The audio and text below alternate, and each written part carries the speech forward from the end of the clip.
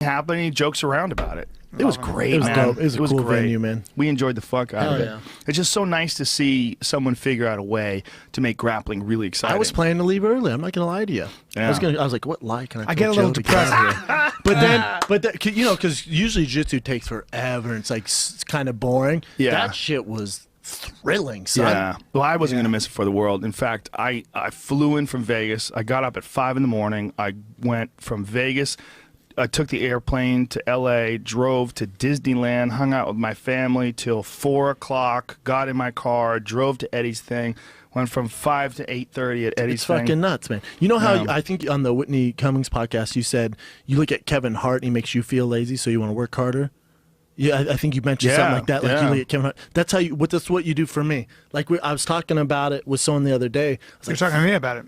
yeah, I'm like, dude, what the On the fuck? podcast, Yeah, yeah. because sometimes I'm still in my fighter kind of mindset where it's like, okay, Monday through Friday you do work, Saturday you take off, Sunday you take completely off, and then reset on Monday, and then Wednesday's light days. So you know, I'm kind of used to that, but there's none of that in this world I'm in now. Not when we're Your doing. Not schedule's when we're doing that web fucking series. nuts. Not when we're doing coming up with ideas. But all this, man, Yeah. like, and then I text you, I'm like, dude, you're fucking nuts. I can't believe you do that. And you text me, you said, I don't waste time. There's not enough time. I screenshot that. You're Yeah. like, I don't fucking waste time. Like, he's fucking nuts. it was like when somebody wanted your number who was, you know, and you were like, you know what? I don't have time for people like that. I don't want to deal with Yeah, that. well, that dude's I enjoy a lot of things, and what I've found that the best way to live my life for me. I'm not saying, you know, other people. Some people really love their life to sit around and fuck off. When I sit around and fuck off, I don't like me. I like to get things done. But the things that I do, they're recreational. They're all fun. Like Disneyland was fun as fuck with my kids. The Eddie Bravo Invitational was fun as fuck. The UFC was fun as fuck. My show, sold out show at the Ka Theater where they do the Cirque du Soleil at MGM. Damn. With Joey Diaz and Jim Norton Friday night. Fun as fuck. Fuck is fun as fuck too. Those are jobs, right? But those are fun things. Yeah. And, you know, passion. training is fun. Stand-up comedy couldn't be any funner. You know, the only real work is like, got to discipline myself to sometimes work out when I don't want to, write when I don't want to. This is how I feel. It's harder for me to not do what I'm supposed to do than it is for me to do what I'm supposed to do. Because if I don't do what I'm supposed to do, then I deal with regret and doubt. I've done it before. I've done it a lot of my life. I've felt those feelings. I don't like it. So what I do is I just don't do that. I just say, well, what is the difference? If I don't do it, then I'm going to have to feel like I didn't do it and feel like a loser. So get after it, bitch. Well, I think it's good for just for people to hear it, to know your schedule, because you're at where you're at. You know what I'm saying? Because of your work ethic. So for me, like, if I look at someone, it's like, God, how'd they get there? Fuck, man, the schedule is insane. It's very rare that someone is successful that doesn't have a crazy schedule. Yes. And if they are, they're not going to appreciate it. They're going to, you know, like, but it's all like, what is where you're at? Like, is where you're at where you want to be? Like, are you enjoying it? Because what I'm happy about the most is that I enjoy what I do. So when I'm doing, like, if I was working as a CEO of some fucking corporation or something like that, and I was putting all these crazy hours, like the same kind of hours I put in now, the same kind of effort, I'd probably be a miserable, drunk, pill-popping psychopath who's just looking to escape and go bang hookers or something. I'd be looking for some sort of a release. You're You your own need boss. to know why you're doing it. Like, I think you got to get back to the why. Sometimes when you lose motivation, you've got to go back to the why. What are you really trying to do? You know, it's like with stand-up. I was thinking about this weekend a lot. And you get to a point in stand-up, and you know this is making a lot of people laugh for an hour is not really. A lot of people can do that.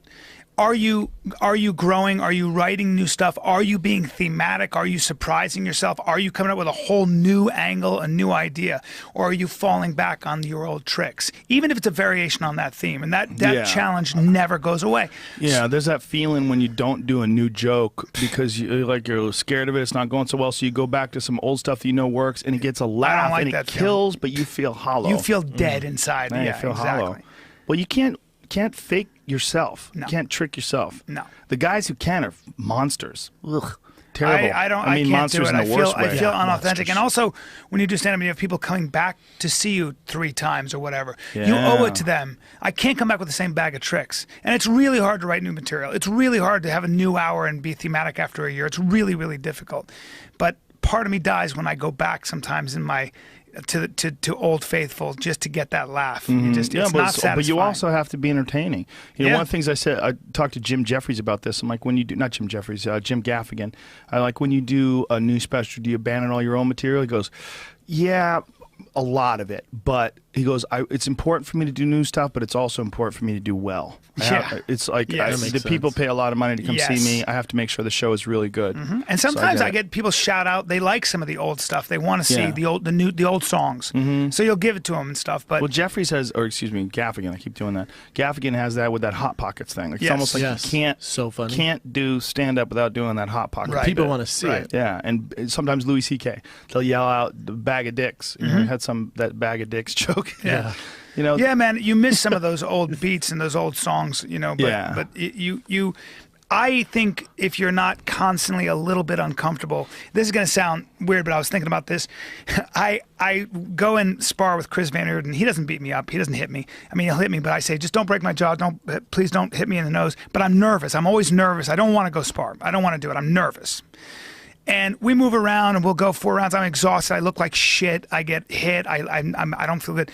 But when I do that and I feel uncomfortable and I sit in my car and I'm all sweaty and you know, I did a bad job, but I overcame that fear on a Saturday and I went and did it anyway.